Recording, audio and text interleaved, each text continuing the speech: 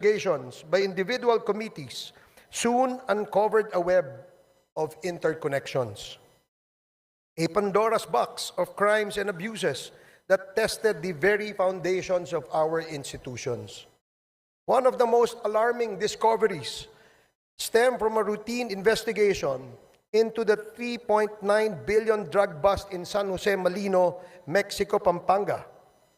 The probe unearthed the illicit operations of Empire 999, a company owned by foreign nationals masquerading as Filipino citizens.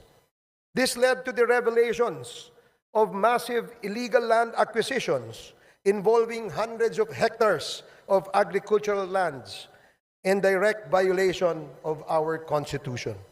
It further exposed suspicious ties between local government officials and foreign syndicates, pointing to corruption and systemic exploitation. Mr. Speaker, our inquiry delved deeper into the operations of these entities and uncovered an even more sinister reality. Their connections to the illegal drug trade and organized crime activities facilitated by POGOs.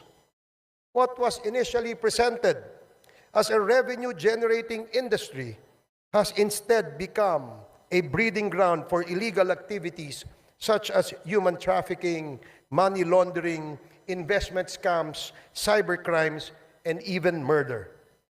Sa ating investigasyon, Mr. Speaker, ay nakita natin na ang modus operandi ng mga POGOs ay gumamit ng mga Pilipinong dummies bilang mga nominal na may-ari upang magtatag ng mga korporasyon na nagpapahintulot sa mga dayuhan na iwasan ang mga batas na naglilimita sa pagmamay-ari at operasyon sa mga industriya tulad ng gaming at real estate.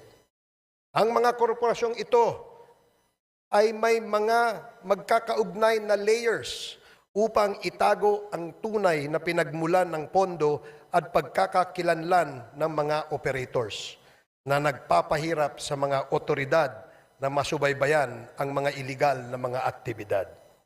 Mr. Speaker, ang mga POGOs na ito ay naguhugas ng pera mula sa mga krimen tulad ng human trafficking, illegal na pagsusugal, bentahan ng droga at cybercrimes sa pamamagitan ng pagpapadaan ng pondo sa mga bank account, pagbili ng ari-arian at iba pang mga instrumentong pinansyal na pinapalabas na lehitimong operasyon ng kanilang mga negosyo. Ang ganitong layering ay hindi lamang nagtatago sa iligal na pinagmulan ng pondo, kundi pinapaliit din ang binabayarang buwis at pinoprotektahan ang mga operator mula sa pagkakadiskubre. Mr. Speaker, karaniwang pinapadali ang mga scheme na ito ng mga tiwaling opisyal at empleyado ng ating gobyerno, ng ating mga regulatory agencies at mga institusyong pinansyal kapalit ng suhol na naglalagay sa peligro ng sistema ng batas at pananalapi sa ating bansa. But perhaps the most chilling revelations, Mr. Speaker, pertains to the extrajudicial killings that have scarred our nation's history. The investigations brought to light a harrowing narrative of abuse of power and institutional impunity during the Duterte administration.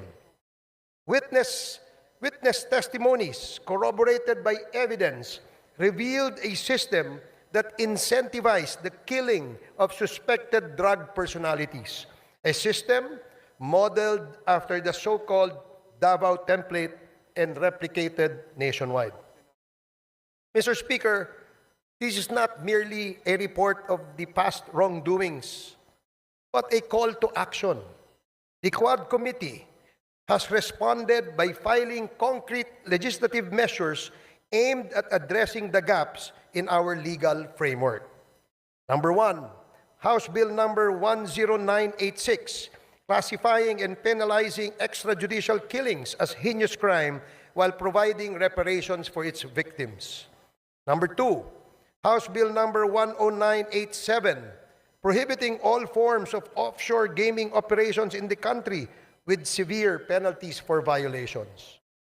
Number three, House Bill number 11043, allowing civil forfeiture of unlawfully acquired real estate properties by foreign nationals. Number 4, House Bill number 11117, providing for the administrative cancellation of birth certificates fraudulently obtained by foreign nationals. In addition to these proposed bills, Mr. Speaker, our inquiries have already yielded significant actions.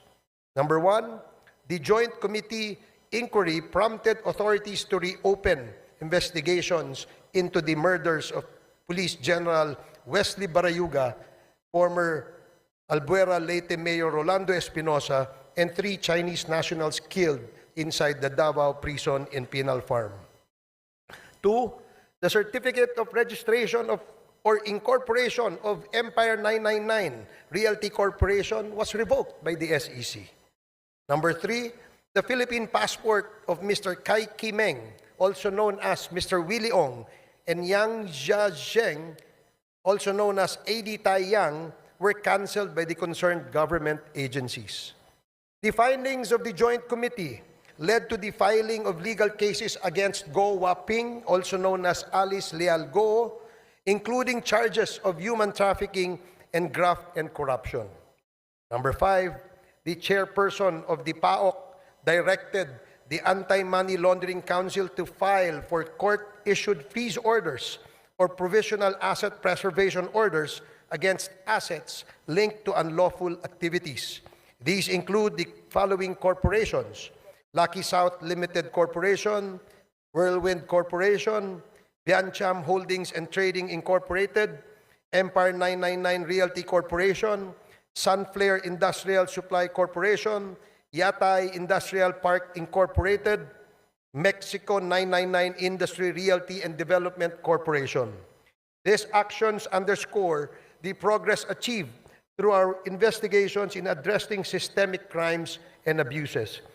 We have also recommended, Mr. Speaker, amendments to relevant laws, including the Anti-Money Laundering Act, the Anti-Trafficking in Persons Act, the Civil Registry Law, the Anti-Dummy Law, the Bank Secrecy Law, the new Philippine Passport Act, the Comprehensive Dangerous Drugs Act, the Cybercrime Prevention Act, the Tariff and Customs Code, the Revised Corporation Code, and the Local Government Code, among others.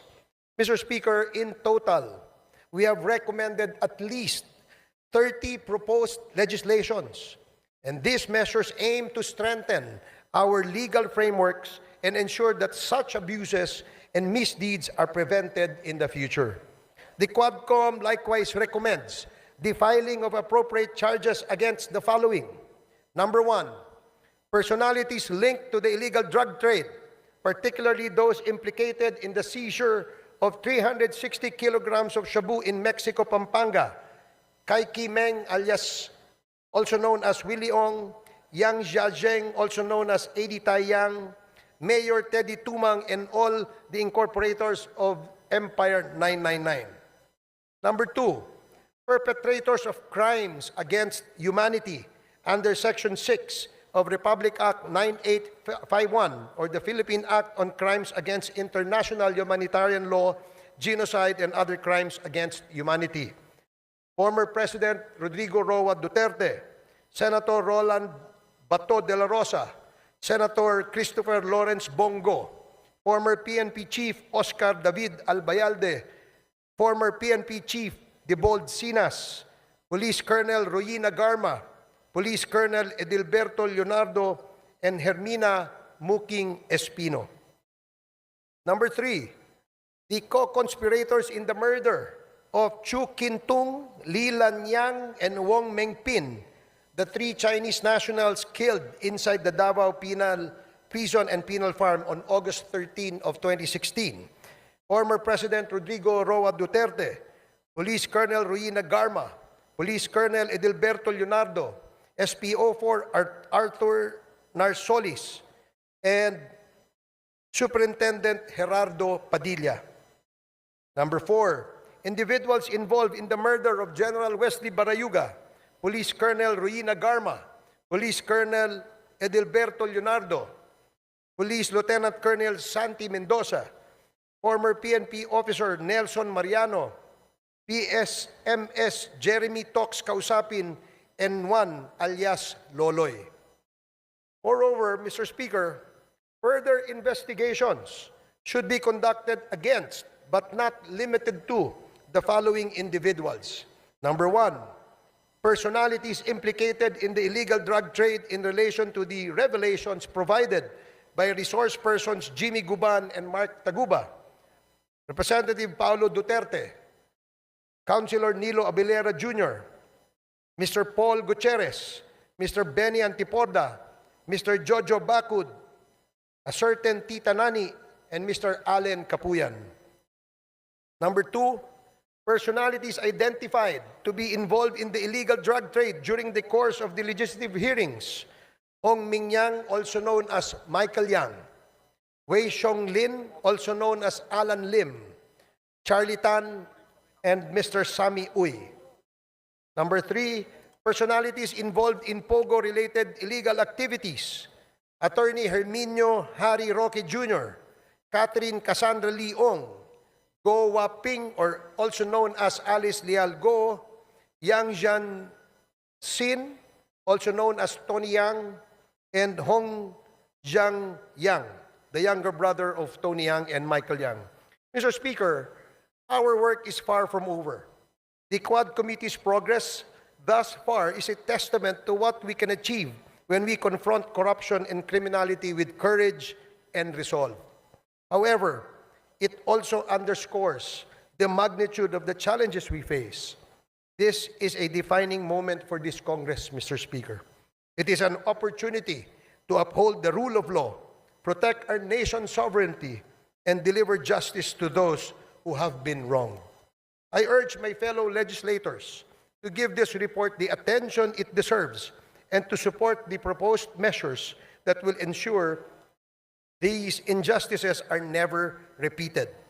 Together, let us take the necessary steps to restore faith in our institutions and reaffirm our commitment to the Filipino people. Maraming salamat and Merry Christmas, Mr. Speaker. Thank you very much. Majority Leader.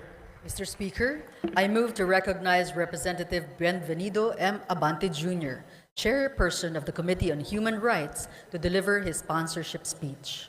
The Honorable Abante is recognized to deliver his sponsorship speech. Thank you, Mr. Speaker. Honorable Speaker and distinguished colleagues in Congress, at lahat po ng ating mga kababayan na nakikinig dito at sa ating website ngayong hapon na ito. Gusto ko lang pong sabihin unang-una, Mr. Speaker, the time of reckoning has come. Nakalagay po sa Matthew chapter 7 and verse number 2. For with what judgment ye judge, ye shall be judged. And with what measure ye meet, it shall be measured to you again. Kung iniisip po natin na magagawa mo ang gusto mong gawin, na hindi mo sinusunod ang saligang batas, dahil nasa kapangyarihan ka, nais kong sabihin, Mr. Speaker, na matatapos din ang mga bagay na yan at ikaw ay hatulan ng taong bayan. Ito pong House of Representatives ay ang bahay po ng taong bayan. Sapagat tayong lahat ay inelect ng taong bayan upang tayo ay magbusisi ng lahat ng katiwalaang nangyayari sa ating pamahalaan. I consider this a divine blessing to be able to rise today as the chair of the House Committee on Human Rights and co-chair of the Quad Committee to share the initial findings and recommendations of our inquiry, particularly into the extrajudicial killings that occurred during the previous administration's war on drugs. Inuulit ko po, Mr. Speaker. Kakampi ako ng dating administrasyon kapag pinag-uusapan po ang pag-alis ng droga sa ating bansa. Sinabi ko po ito sa ating dating Pangulo. Ang hindi ko lang maintindihan kung bakit kinakailangan merong mapatay na more than 30,000 people upang mawala ang drugs na ito. Nawala ba ang drugs? Hindi. Nandun pa rin, Mr. Speaker. Indeed, there is a season for everything and a time for every purpose under the heaven, as made clear by the Lord in chapter 3 of the book of Ecclesiastes. This is the most opportune time for the Joint Committee on Dangerous Drugs, Public Order and Safety, Public Accounts, and the Committee on Human Rights to present to you a progress report on our inquiry in aid of legislation.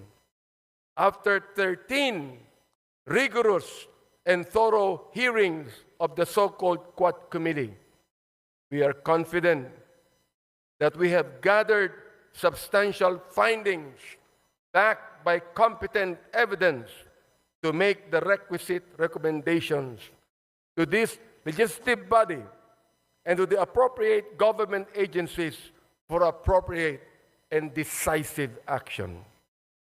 There was systematic violation of human rights and blatant disregard of due process. The deep probe into the extrajudicial killings, or AGKs, that occurred during the administration of former President Rodrigo Roa Duterte's war on drugs yielded a far deeper tragedy into the lives of the Filipino people rather than the protection and preservation thereof that it was heralded to accomplish. The numbers, Mr. Speaker and my dear colleagues, speak the scary truth. According to data from the Philippine National Police from July 1, 2016 to June 30 of 2022, 7,640 individuals were killed in official police operations. Of these documented deaths, 7,173 were drug pushers, 440 were drug users that should have been rehabilitated, not killed, and only 21 were drug lords. Mr. Speaker, from as far back as May 15, 2024, when my committee started digging into the EJ case, we had been presented with multiple reports indicating that there had been massive nationwide drug-related killings within the period July 2016 to June 2022. The killings were classified either as police operations or perpetrated by unknown perpetrators, which is no different from the Sinaloa type of killings in Latin America, which were notorious at the time, the drug cartel in Latin America. The 2017 year-end accomplishment report of the Duterte administration highlighted as key accomplishments, my dear Speaker, the deaths of 3,967 drug personalities and 16,355 homicide cases under investigation as of 30 September 2017. The PNP reported that there was a total of 7,640 illegal drug suspects who died in police operations, 2,053 of which were recorded in the first 6 months of the Duterte presidency from July to December 2016. No less than the United Nations Office of the High Commissioner for Human Rights noted that there were at least 8,663 drug-related killings as of February of 2019, while academic research, the HUS project of the Third World Studies, University of the Philippines, gathered around 5,348 recorded deaths. The Free Legal Assistance Group cited unassailable data in a Supreme Court and bank extended resolution that indicated that the Duterte administration's anti-drug war from July 1, 2016 to November 27, 2017 recorded a staggering total of 20,322 deaths, or a daily average of 39.46 deaths. Mr. Speaker and my dear colleagues, was the war on drugs truly aimed at dismantling the drug syndicates and put an end to this illegal and immoral trade? Or was it an all-out assault on the poor and vulnerable to cover up the former? Gusto ba talaga nitong durugin ang mga drug lords at ang illegal drug industry? O durugin lamang ang mga mahihirap upang pagtakpan ang mga may kinalaman o kaugnayan sa problemang ito?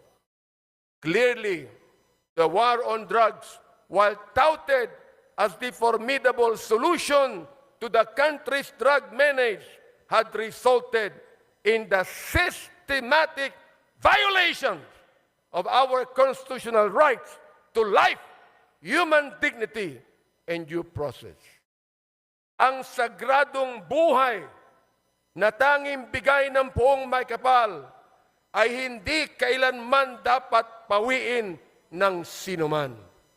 Ang sabi po ng Diyos, "Thou shalt not kill." But the war on drugs resonated a policy of kill, kill, kill.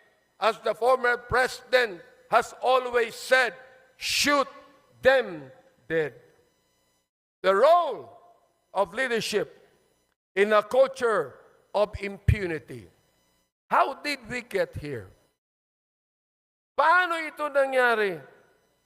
One cannot look at all the evidence and not come to this credible and undeniable conclusion that former President Rodrigo Roa Duterte's public pronouncements encouraged, facilitated, and normalized the killings and emboldened some of our policemen who are supposed to be the protectors of the people to carry out the same. His release of unverified narco lists further exacerbated the violence as individuals were targeted based on flawed, inconsistent, and malicious information. Isa sa mga biktima nito, si former Iloilo City Mayor Jed Patrick Mabilog. In 2014, then Mayor Mabilog was named as I quote, top 5 best and outstanding mayors in the world. In the 2014 World Mayor Awards, mula sa short list ng best mayors in the world na isama sa drug list ni Pangulong Duterte, nasira ang pangalan ni Mayor Mabilog.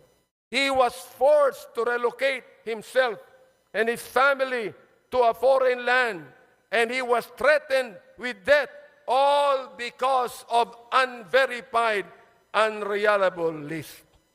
We discovered, Mr. Speaker and my dear colleagues, that the previous administration's war on drugs was fueled by a perverse reward system that incentivized extrajudicial killings under what we now know as the Davao model. Ano ang Davao model? Under this system, police officers were given monetary rewards for killing drug suspects, transforming the duty of law enforcement from a system driven by justice into a system driven by bounties. Testimonies from Police Lieutenant Colonel Jovi Espinido, Police Colonel Ruyima Garma, and other officials confirm the existence of this system. Malinaw ang testimonya nila sa lapi ng sagradong buhay. Mr. Speaker,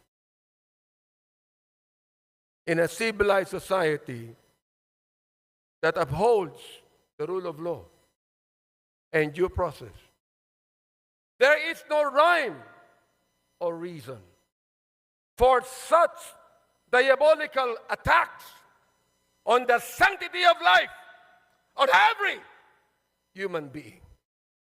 But it was President Duterte himself who provided the legal cover for those killings. The narrative of nanlaban or fought back became the legal justification for these operations, as PRRD himself encouraged officers to provoke suspects into resisting arrest, which was he admitted in one of the hearings conducted, providing legal cover for the use of lethal force.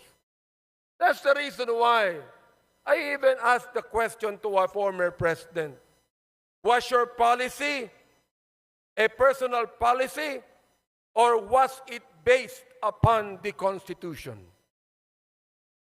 There was a grand conspiracy.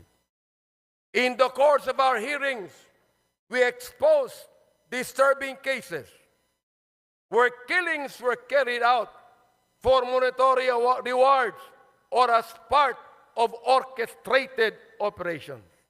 First, the 3 Chinese nationals and convicted drug lords, Chu Kin-tung, Li Lanyang, and Wong Mengpin, were killed under orders for a payment of 1 million pesos per person. During our hearings, person deprived of liberty, Leopoldo Tan, testified that former President Duterte personally congratulated officials involved, saying, and I quote, "Congrats, Superintendent Padilla, job well done." Pero grabe yung ginawang dinuguan. End of quote. Alam ko, ibabas na naman ako na ma-DDS pagkatapos nito. Gusto kong makinig kayong lahat. Alamin nyo nung muna ang batas. Bago nyo kami murahin, bago nyo kami latiin, alamin nyo muna ang batas. Sapagkat dito po, sa house na ito, ay pinaglalaban namin hindi lamang ang katuwiran ng bawat tao, kundi ang tinatawag nating sanctity of life. Second, the assassination of Police General Wesley Barayuga, na binanggit na ng aming chairman. Witnesses testified that Barayuga was killed under instructions from police officials with a reward of 300,000 pesos given for his murder. Police Colonel Grijaldo, na kinontempo namin sa aming last Quadcom hearing. Nandito po siya ngayon. Maaaring narinig niya. Anong ginawa niya nung siya ang Chief of Police ng Mandaluyong City? Nang general na ito ay pinatay doon sa Mandaluyong, walang police report, walang investigation report, walang ginawa ang Chief of Police na ito. Siya ba'y tinanggal sa pagiging Chief of Police? Hindi, mga kaibigan. Samantalang yan palagi ang SOP ng Philippine National Police. We heard testimony that revealed that police officers had killed quotas and were rewarded for complying with them. Police Lieutenant Colonel Espinido detailed that a 20,000 peso reward was paid per kill. Yan po ang kanyang statement. Our investigation also unearthed cases where the drug war served as a tool to eliminate competition among drug syndicates. Witnesses such as Mr. Kerwin Espinosa and former police officials SPO3 Artunio Las Cañas and Police Colonel Eduardo Acerto revealed the dark reality of a policy that prioritized kill, kill, kill over jail, jail, jail.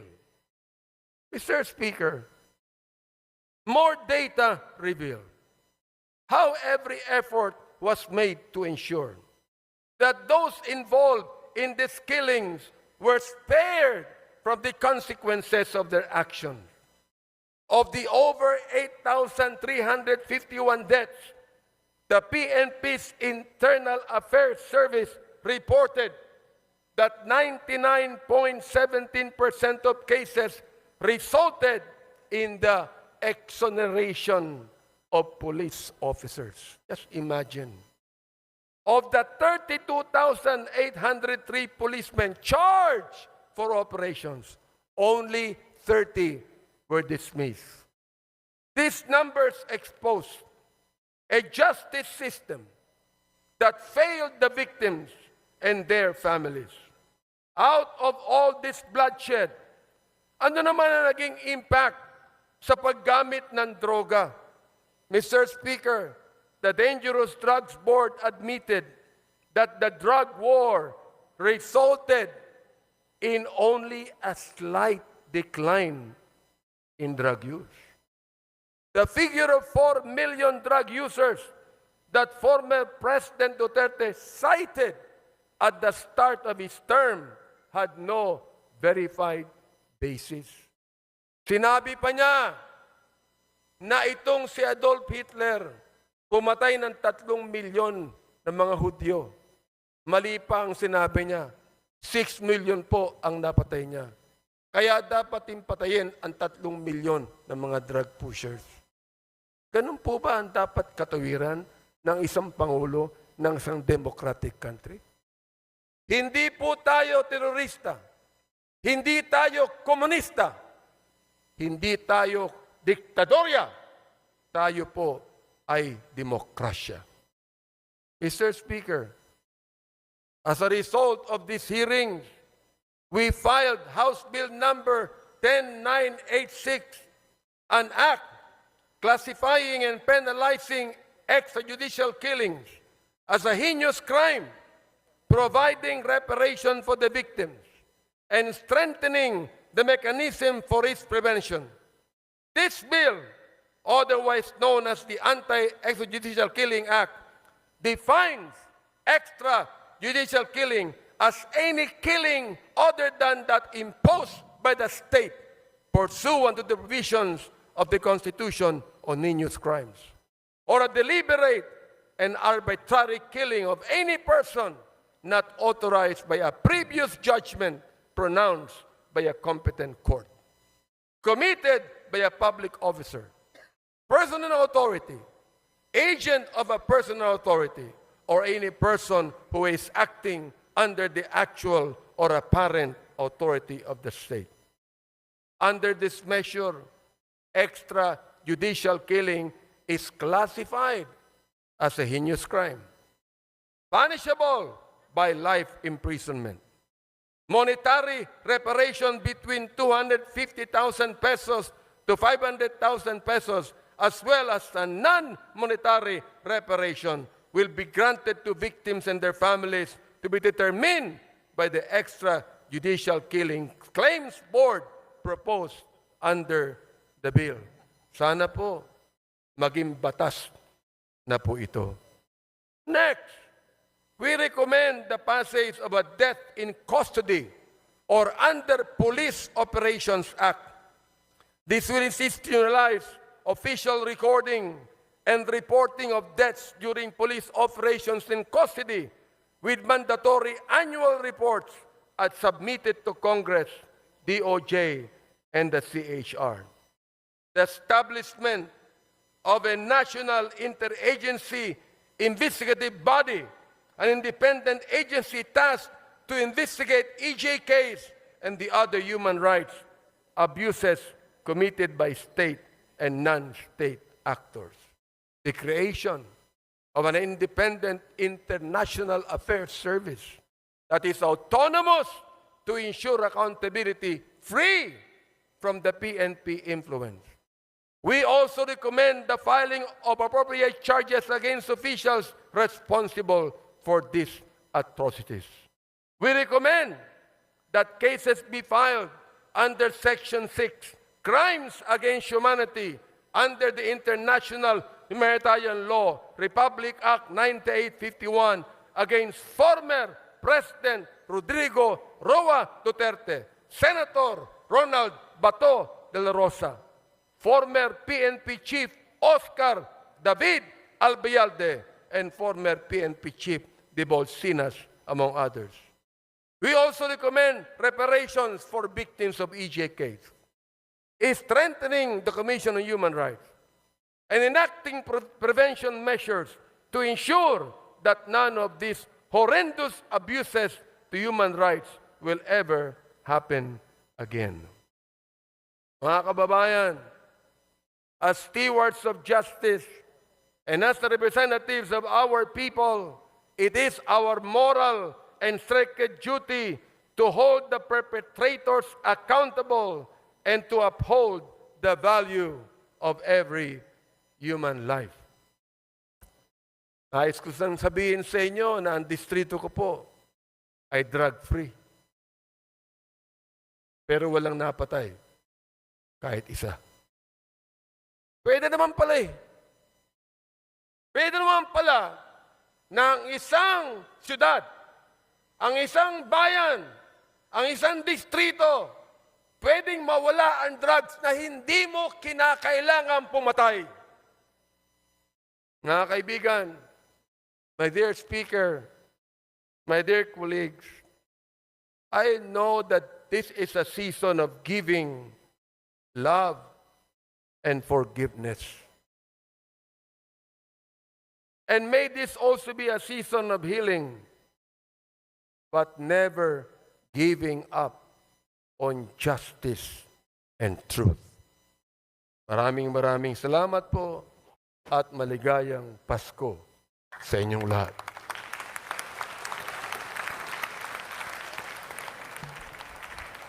Thank you very much. Majority Leader.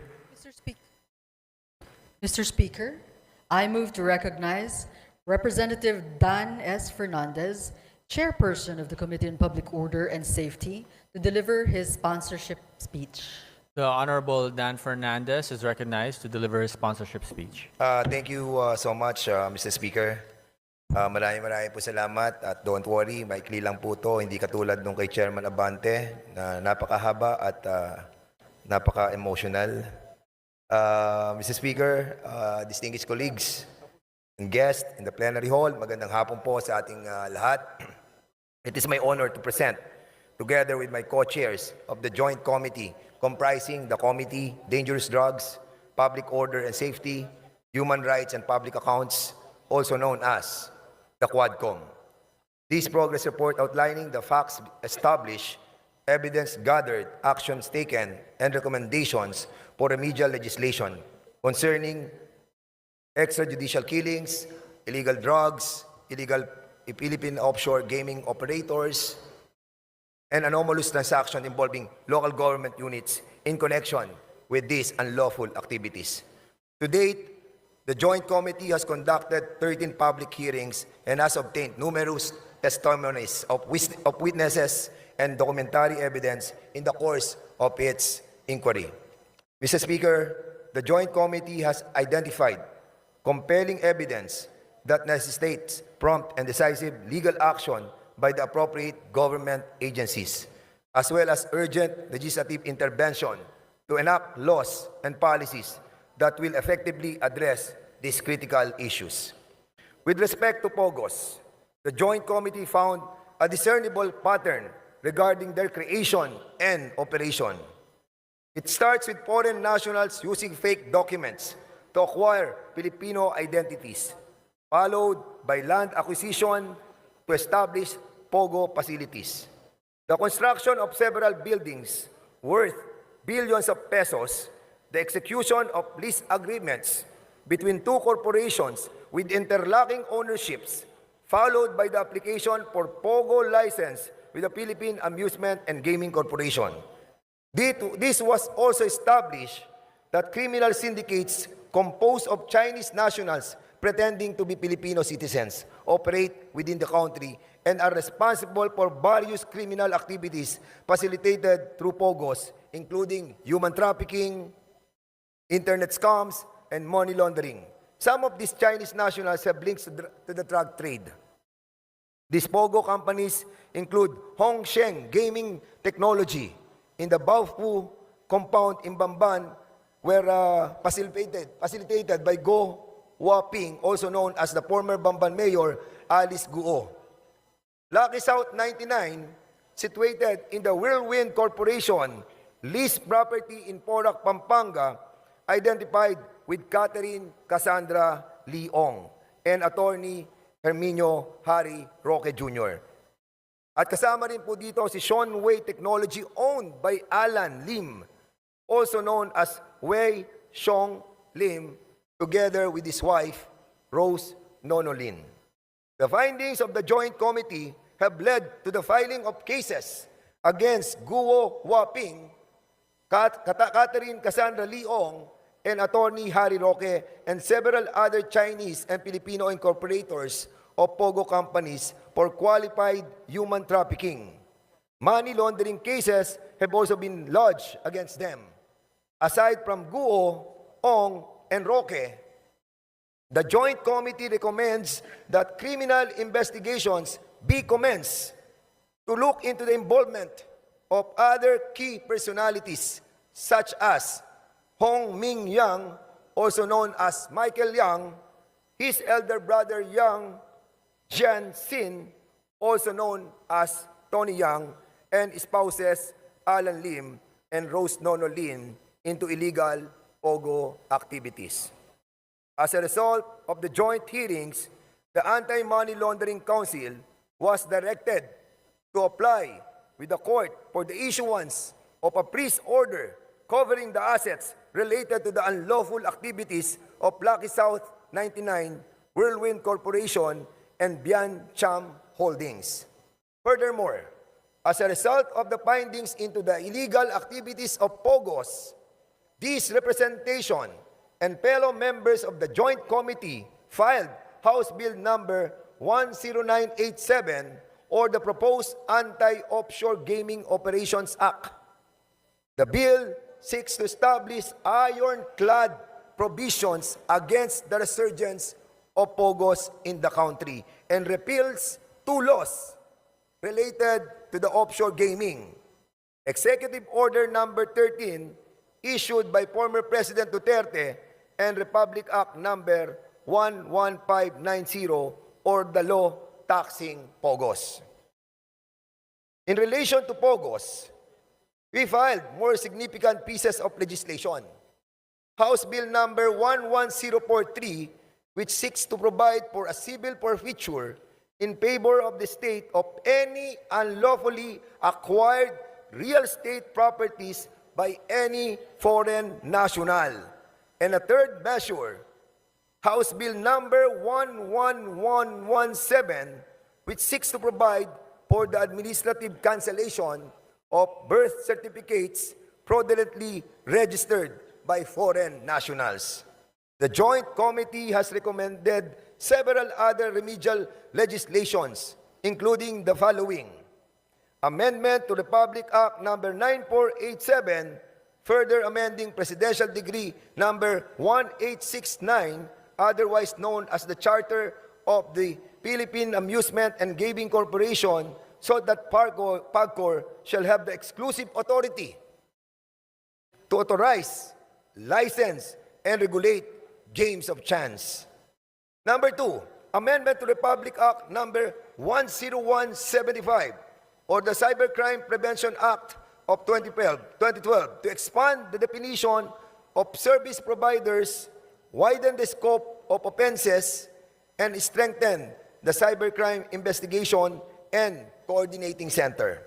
Number 3, Amendment to Republic Act Number 10591 or the Comprehensive Firearms and Ammunition Regulation Act to provide stiffer penalties for the illegal transfer or registration of firearms. Number 4, amendments to Republic Act Number 11055 or the Philippine Identification System Act to impose stiffer penalties for the willful falsification or sale of fake PLC's IDs.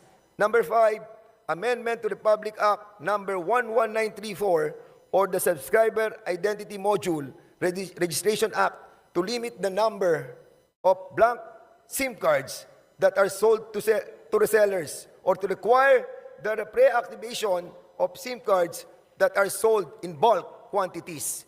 And lastly, amendment to the Charter of the PBDEC Industrial Authority to empower the corporation to fully exercise its visitorial and inspection powers over all locators and service providers operating inside the industrial state located in the municipalities of Tagoloan and Villanueva in Misamis Oriental. Mr. Speaker, beyond these legislative initiatives, beyond the possible filing of cases, I wish to highlight the suffering and abuse that many trafficking victims have endured at the hands of these evil POGO operators. The trauma, their deaths can never be rectified by laws alone. We must fight to ensure that they obtain justice and are afforded counseling and rehabilitation. Let us not leave them by the wayside. Ang karumal-dumal na gawain na kapaloob sa operasyon ng POGO ay isang bagay na hindi maitatago ng mga taong nakinabang sa operasyon na ito.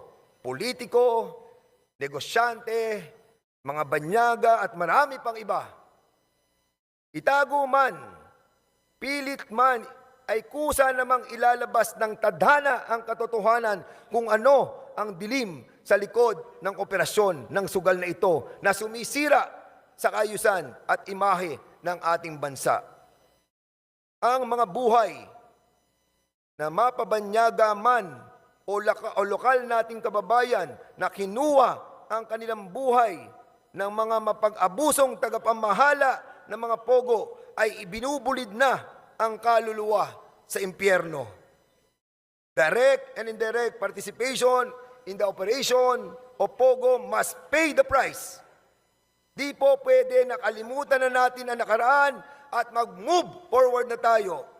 We hope that the Executive Department, Mr. Speaker, through our President, Ferdinand Bongbong Marcos, will give justice to the families of the innocent people who are all victimized by these greedy crooks whose sole objective was to enrich themselves with POGO money.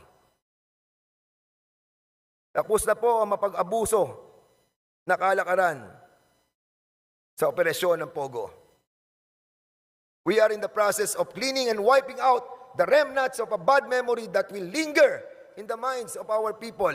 We must strive to bring back to our country the respect that was lost due to the legalization of the POGO operations and tell the whole world that this tiny nation that is living in peace and harmony has fought and won against the corruption, the atrocities, and the evilness of POGO. Finally, Mr. Speaker, we offer this progress report to our countrymen, many of whom have tirelessly followed our hearings and have placed their trust in the Quadcom. Taus-puso po ang aming pasasalamat sa inyong walang sawang pagsubaybay, sa inyong buong suporta at tiwala. We stand with you in the pursuit of truth and justice. Maraming salamat po. Thank you very much. Majority Leader. Mr. Speaker, I move to recognize Representative Joseph Stephen Carapsas Paduano, Chairperson of the Committee on Public Accounts, to deliver his sponsorship speech. Representative Paduano is recognized to deliver his sponsorship speech. Thank you, Mr. Speaker. Thank you, Majority Floor Leader. Mr. Speaker, my dear colleagues, ladies and gentlemen, good afternoon. Mr. Speaker, before I proceed, once again, let me remind my co-chair, Chairman Abante and Chairman Dan Fernandez, for not once again following our agreement for not exceeding at least the maximum 10 minutes in their speech. Mr. Speaker, at the outset, I would like to express my gratitude to the leadership for allowing me to be a part of this endeavor, which I believe will greatly contribute to the nation. It is truly a great privilege to serve the country. The Joint Committee has conducted 13 public hearings and has obtained numerous testimonies of witnesses and documentary evidence in the course of its inquiry. After a thorough review of the pertinent information within each possession, the Joint Committee has identified compelling evidence that necessitates prompt and decisive legal action. On the part of the Committee on Public Accounts, this began with this investigation into the anomalous property transactions in Mexico, Pampanga, particularly those involving former Mayor Teddy Tumang and his assistant, Mr. Roy Gomez. It is now still at large because of the contempt order coming from my committee. The name of a certain Eddie Tayang surfaced, who sold land to the municipality of Mexico, Pampanga, at artificially inflated prices. In collusion with the local officials, Mr. Yang purchased agricultural land, then had it reclassified as commercial, industrial, to increase its value despite lacking the necessary legal requirements. To give you an idea, Mr. Speaker, the parcel measures 10,000 square meters as the lot was classified as agricultural at the time Mr. Yang acquisition. Each price per square meter was approximately 300 pesos, consistent with the prevailing rates for agricultural land in the area. With the lot reclassified as industrial, Mr. Yang sold it to the municipality for 29,500,000 pesos or 2,700 pesos per square meter. This is why we investigated this issue and discovered that it has long been a modus operandi within agricultural lands are classified without following the proper process. In our investigation, Mr. Speaker, we summoned Mr. Tayang and he claimed to be a legitimate businessman and a natural-born Filipino. However, when we asked him for documents, he was unable to provide any documents and eventually stopped attending the hearings. With the assistance of various government agencies, we later discovered that Mr. Yang held a Chinese passport under the name Jia Jingyang. This is where a suspicion began that there are Chinese nationals who falsified their citizenship in order to purchase land and establish businesses in the Philippines. Eventually, we proved that we are not mistaken.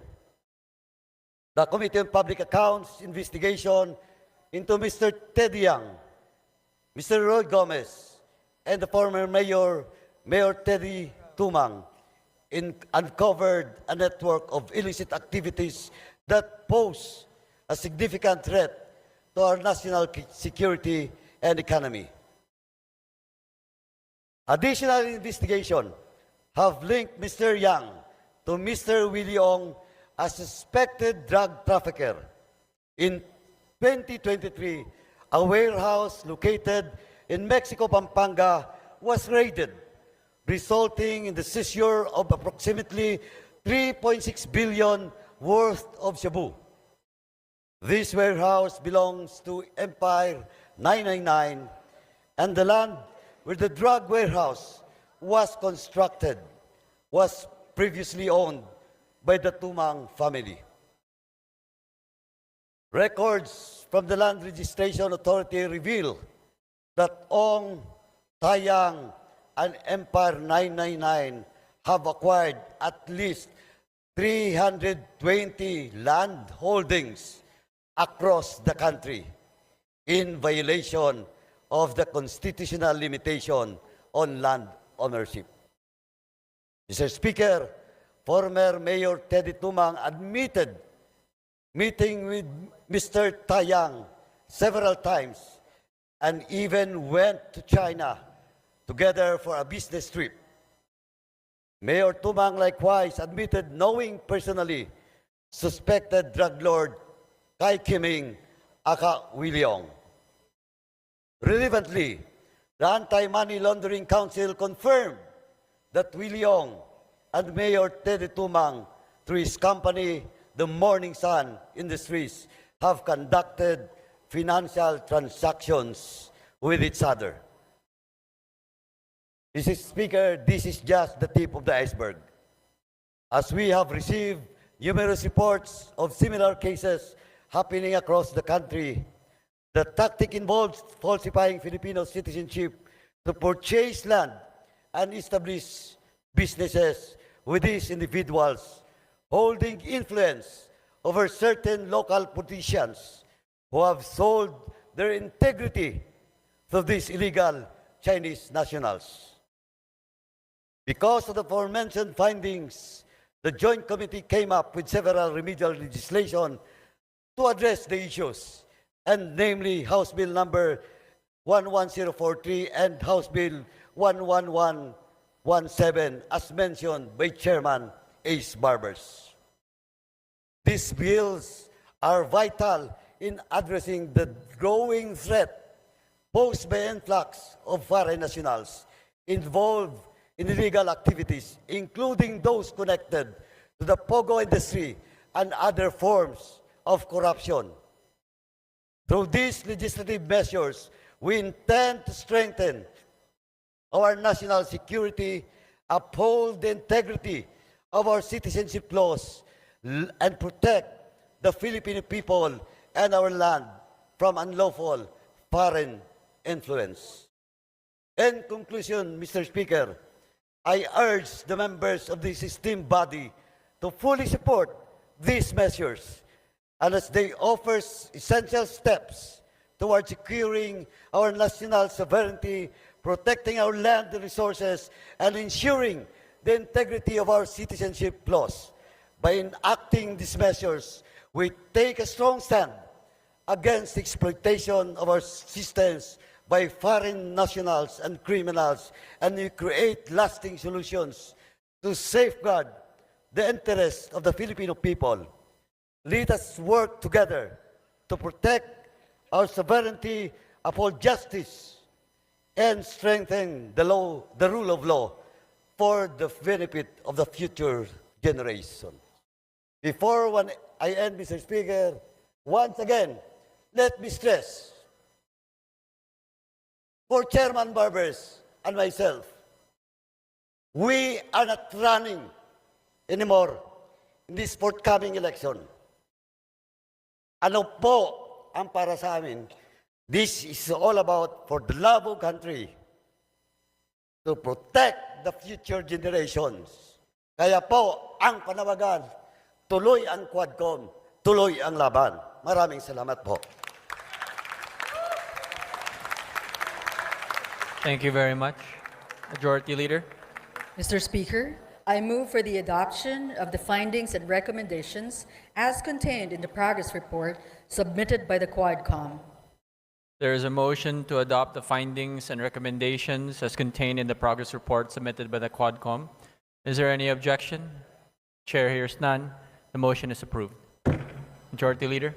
Mr. Speaker, pursuant to the Quadcom's recommendation for the immediate conduct of more in-depth investigations and/or preliminary investigations on certain public officers, private individuals, corporations, and other entities summoned in this legislative investigation, and institute the filing of proper cases if warranted, I move that the progress report of the Quadcom be transmitted to the agencies mentioned in the aforementioned report for their appropriate action. I so move, Mr. Speaker.